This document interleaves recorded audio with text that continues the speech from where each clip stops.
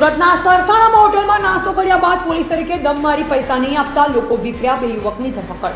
સુરતના સરથાણાના વાલક પાટિયા પાસે મધરાત્રે 20 સપ્ટેમ્બર 3 વાગ્યે કારના ડેશબોર્ડ પર પોલીસની પ્લેટ લગાવેલી કારમાં આવી દાદાગીરી કરતા 2 શખ્સને ટોળાએ ઘેરી લીધા. જે બાદ કારની તલાશી લેતા દરવાજા સહિતની જગ્યામાંથી દારૂ અને બિયરની બોટલ મળતા હંગામો મચ્યો હતો. લોકોએ વિડીયો ઉતારી સોશિયલ મીડિયા પર વાયરલ કરતા પોલીસે આ મામલે કાર ચાલક વિરુદ્ધ 2 ગુના નોંધી ધરપકડ કરી હોવાનું જાણવા મળ્યું છે. લોકોએ વિડીયો બનાવી પોલીસને કરી જાણ. સરથાણા વાલક પાટિયાના નામથી એક વિડીયો વાયરલ થયો, જેમાં એક નંબર પ્લેટ વિનાની બલેનો કાર દેખાઈ આવી. કારના ડેશબોર્ડ પર પોલીસ લખેલ પાટિયું જણાઈ આવ્યું. ટોળા દ્વારા આ કારમાં સવાર 2 શખ્સને બહાર કાઢી કારની ઝડપી લેવામાં આવતા બિયર અને દારૂની બોટલ હોવાનું સામે આવ્યું. ટોળા દ્વારા પોલીસ કંટ્રોલ રૂમમાં પણ જાણ કરવામાં આવી. પોલીસે બંને શખ્સની ધરપકડ કરી.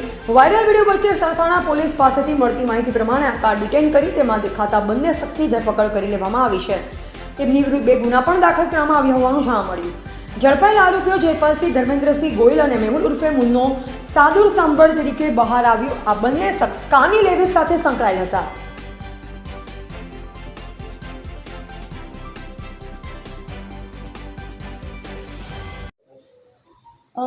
જે બનાવ બન્યો છે એ ગાડી જે છે એ આરોપીઓએ પોલીસ લખેલી પ્લેટ જે છે પોતાની ગાડીમાં રાખી પોલીસ તરીકેની ઓળખ આપેલ છે અને વાલક જંકશન પાસે પોતે પોલીસે આવું જણાવી અને ત્યાં રેસ્ટોરન્ટ પર પણ પોતે પૈસા નહીં આપ્યા અને ત્યાં એને ધમકી આપી પૈસા માગતા એને કે અમે તમને જાનથી મારીને તમારી પર ગાડી ચડાવી દઈશું, આવી રીતની બનાવ બનેલ છે.